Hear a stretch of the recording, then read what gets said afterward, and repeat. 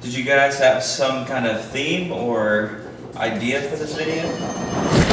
Doing something that nobody's ever done before. For almost a decade now, we've gone down the slide. But this year we were like, we have to go up as high as we can. Somehow, we were gonna do it. So, who came up with the idea for the video? A video for going up a hill instead of down a hill.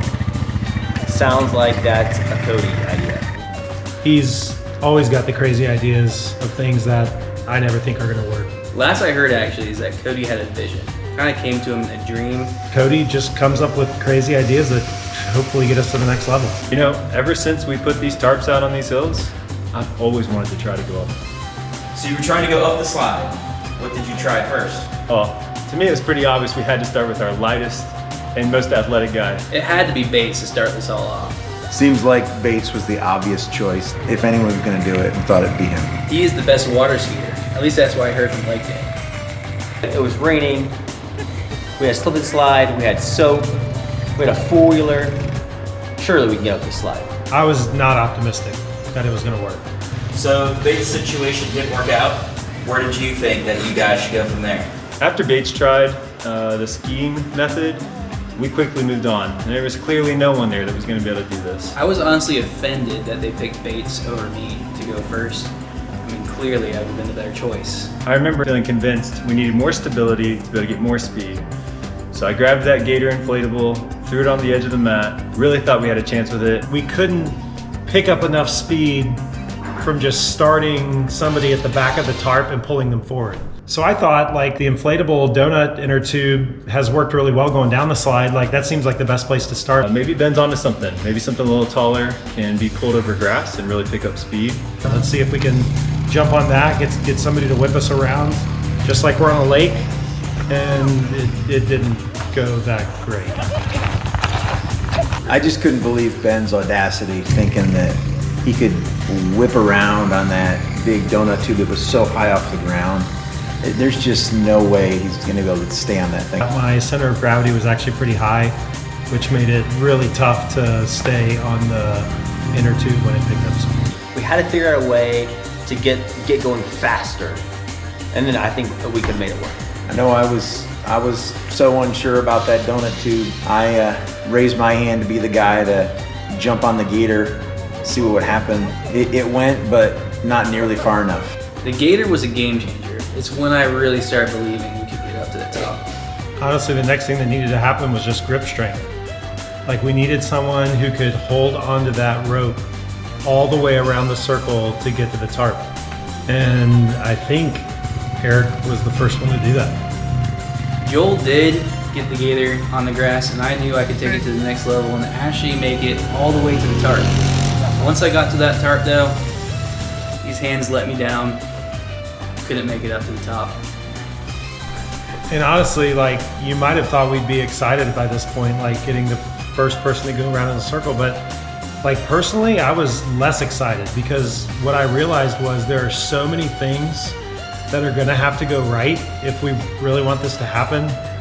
From the speed and the angle of the person driving the four-wheeler, like the person who's holding on to the rope, letting go at the exact right time. Like at this point, I just thought like there's just absolutely no way this is gonna happen. I remember initially, after Eric had the success in the tarp, Ben actually wanted to go back to the inner tube. He felt like that might still be the best one upon entry onto the hill. And so he jumped back on that one, and things looked promising until he got to the tarp. Pinned back on it too. I don't think the guys are gonna ever let me live down that I brought back up the inner tube. I couldn't believe Ben went back in the air tube. He made it to the tarp, and that was about it. So you saw the inner tube all the way around the circle onto the tarp, and it seemed like you gained some confidence there, and you immediately went straight for the Gator.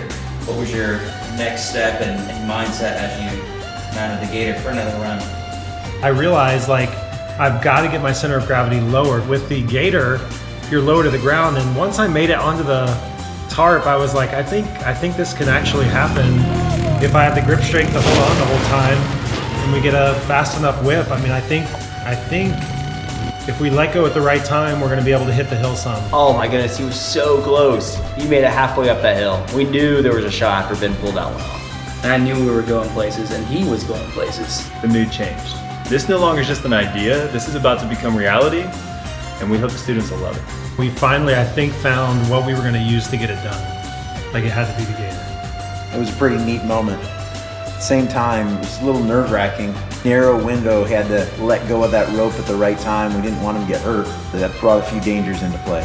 The one thing I did realize was I don't think I'm going to be the guy to make it to the top. That grip strength that I needed to get halfway up the hill was just almost my max limit. So I think it was like time to turn to the next guy. Like, hey, you've got to do it. So it sounds like speed was going to be the next hurdle you were going to have to conquer if you were going to take on the big hill. What happened next in the process? We're riding the high from Ben doing so well that we're like, oh, well, let's go back to the beginning. Let's go back to where we started.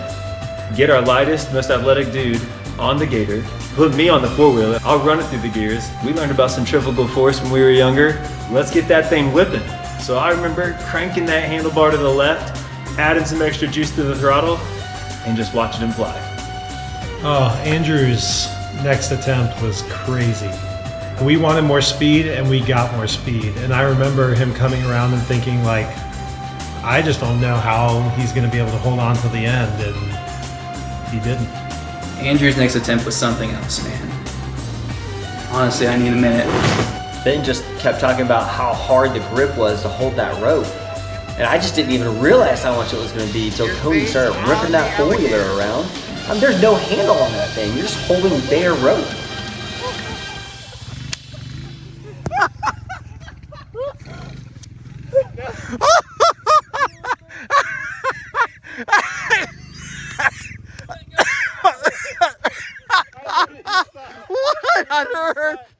I remember in the moment, like we were all like laughing. And I think because he let go so early and went so far and nearly knocked some people over and he was fine. And then there was that moment where we realized like, what if he had let go just a little bit later and hit the pole that was right a little bit to the left. And that was when I realized, you know what, this just might be too dangerous. And in our ambition, we had forgotten to stay as safety focused. And now we're starting to be worried someone could actually seriously get hurt. I mean, if Andrew hits a pole or the terracing, he's in trouble. If he hits someone holding a camera, they're both in trouble. Bates has 4 kids at home. I was just beginning to think we were taking this a little too far. I remember pulling Cody aside after the Bates run and I just said, this isn't that important. Like, if there's not a way we can do this safely, then we just got to call it. Like, even with all the time we put in. We had some discussions. Do we continue or do we stop? It's not worth somebody breaking a rib just to get a video in. And that's when Cody said, well, I'll do it because I'm willing. Even when Cody raised his hand and said he could be the guy to do this, I don't know. Lots of questions. Wasn't so sure if it was good to keep moving forward. Seemed like, yeah, I just don't know. I love Hampton Park. Hampton Park has given so much to me over the years. And I just felt like it was time to give back. He thinks he can make it happen. I still voice that I didn't think it could happen, but if he was going to try it, I was going to stick around and see what happened. Let's go. I can't believe he's going to do this. This is crazy. You want to make sure it's something crazy, but it's something safe.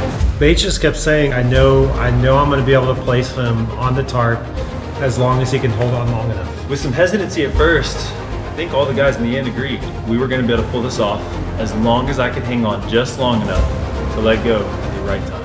Reflecting on the situation, I knew if someone was going to do it, it was probably going to be Cody. If there's any one of us that was going to pull this thing off, Cody's our guy. Don't be careful. Be confident. It was time for the moment. Don't try this at home, kids. So everyone was just so focused, like making sure we had the right path, making sure everything was just right. And for a moment, it was real serious because we knew this this could be it. If it was going to happen, it was going to happen now. I remember watching him come around that last time and just thinking, hold on, hold on.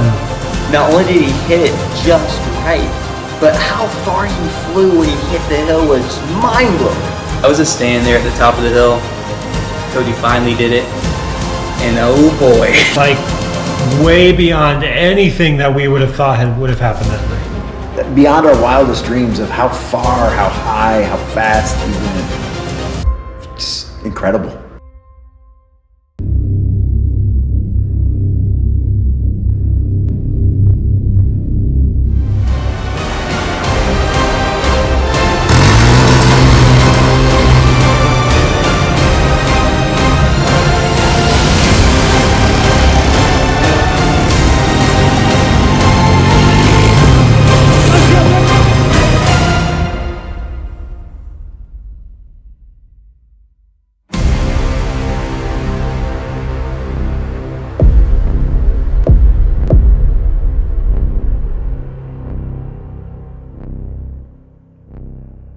The question is, can we get parents to sign the waivers?